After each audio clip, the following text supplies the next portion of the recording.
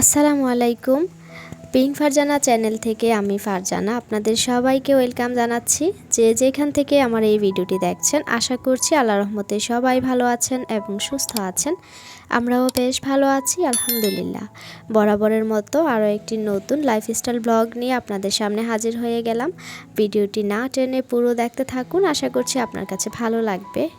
আজকের ভিডিওটি ঘুম থেকে ওঠার সাথে সাথেই শুরু করে দিয়েছি, আর প্রথমেই বাচ্চাদের জন্য নাস্তা বানিয়ে নিয়েছি।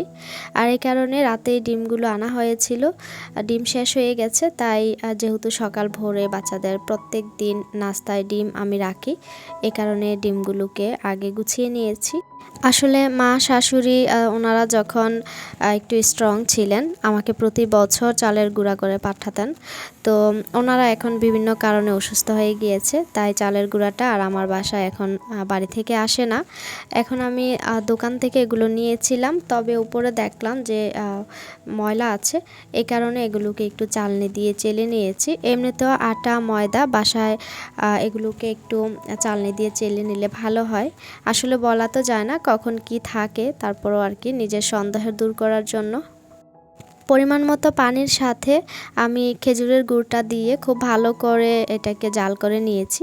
যখন ভালো করে গরম হয়েছে, একটু লবণ দিয়ে সেই সাথে আমি দিয়েছি চালের গুঁড়াগুলো। আমি মেরা পিঠা বানাবো, আর এই পিঠাগুলো একদমই সহজ আর অনেকেই পছন্দ করে। শীতকালের পিঠা মানে হচ্ছে মেরা পিঠা, ভাপা পিঠা, এগুলো ছাড়া কিন্তু শীতের পিঠা আসলে ভাবাই যায় না।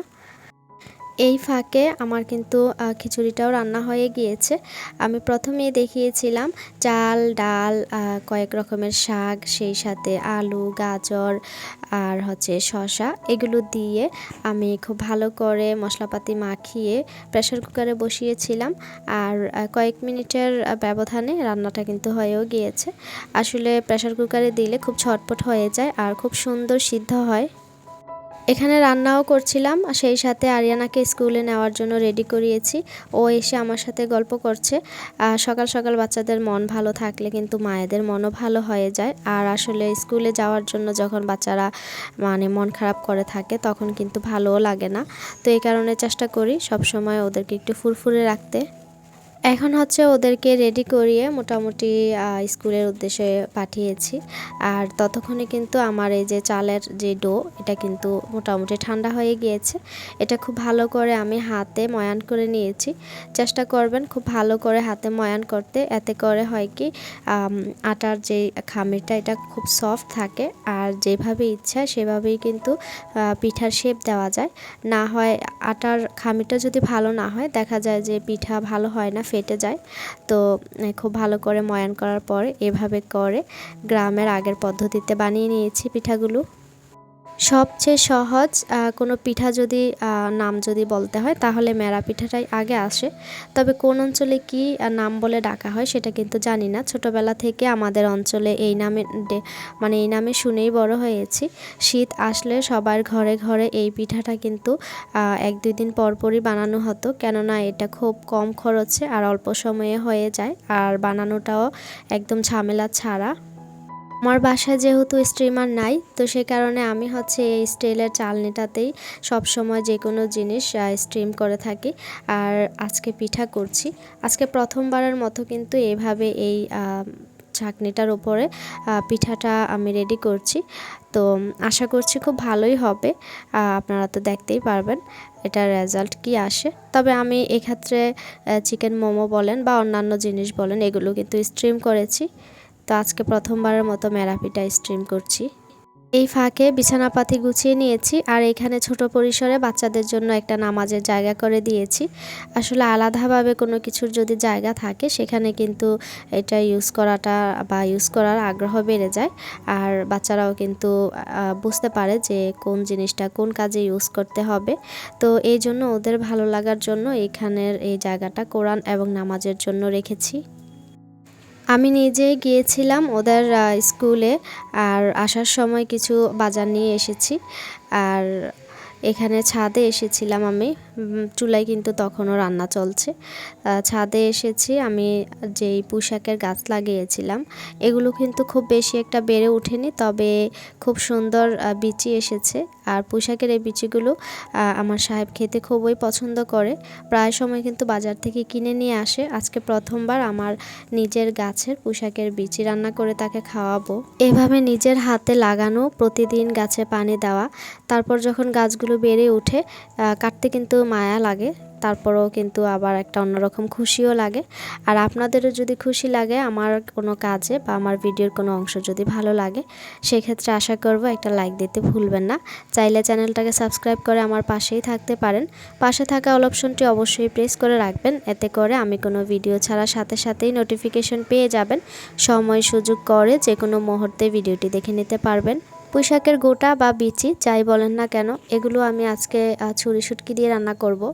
আর সব সময় চেষ্টা করি যে কোনো শুটকি একটু হালকা গরম পানি দিয়ে ধুয়ে পরিষ্কার করে নিলে এতে করে একটা যে আষ্টে গন্ধ সেটা কিন্তু আর আসে না। তো সব সময় কিন্তু যে কোনো ধরনের শুটকিকেই আমি গরম পানি দিয়ে ধুয়ে রাখি, আজও তার ব্যতিক্রম নয়। একটু গরম পানি দিয়ে ভিজিয়ে রেখেছি, ততক্ষণে মশলাটা খুব ভালো করে কষিয়ে নিচ্ছি।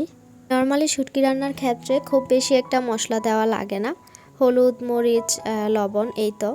আর মরিচের পরিমাণটা একটু বাড়িয়ে দিয়েছি, না হয় শুটকি একটু ঝাল না হলে খেতে ভালো লাগে না।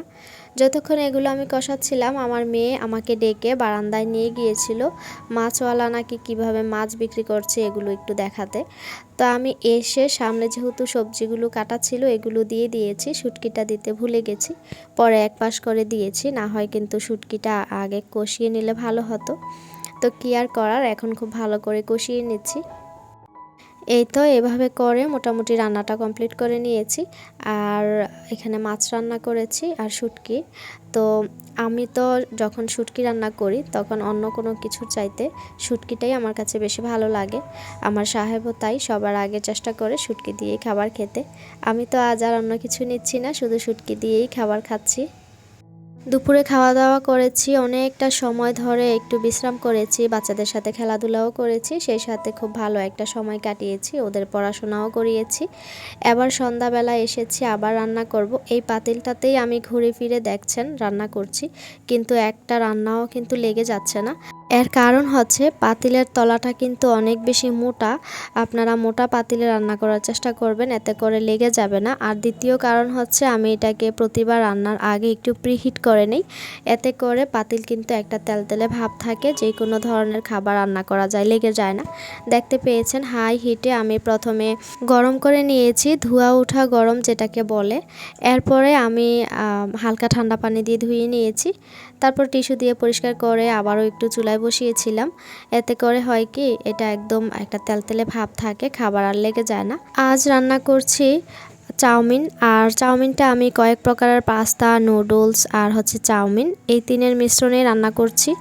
আসলে এই বরবটিটা যে দেখতে পাচ্ছেন এটা আমি ভিডিওতে আনার একটাই উদ্দেশ্য, এটা আমার গাছের, এই কারণে ভিডিওতে একটু স্মৃতি হয়ে থাকার জন্য এটা সামনে একটু আনলাম বা দেখালাম। ভিডিওতে থাকা প্রতিটি জিনিসই আমার এক একটি মেমোরি। আর এই তো যখন রান্না বসিয়েছি ভিডিও করব, ঠিক তখনই দেখি মোবাইলটা অফ হয়ে গিয়েছে, আর ভিডিও করা হয়নি। তো খাবার খেতে বসে হঠাৎ মনে হলো আমরা খাবার খাচ্ছি, আমার সাহেবের জন্য একটু পাঠাই। তো থেকে আজ বিদায় নিচ্ছি, সবাই ভালো থাকুন, সুস্থ থাকুন, আল্লাহ হাফেজ, আসসালামু আলাইকুম।